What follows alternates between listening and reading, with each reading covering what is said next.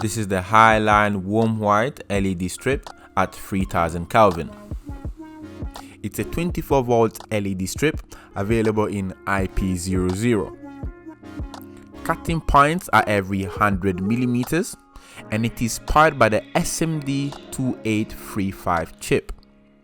It has 6 of them every 100 millimeters, which gives you 60 LEDs per meter.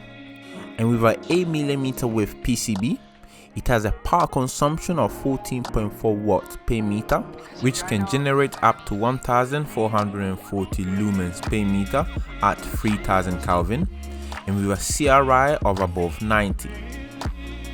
On the like button if you like this video, and subscribe to our channel. If you want more information, you can visit our website highlightlighting.co.uk and follow us on our Twitter and Instagram page to remain up to date with latest news. Thank you very much for watching, and see you next time.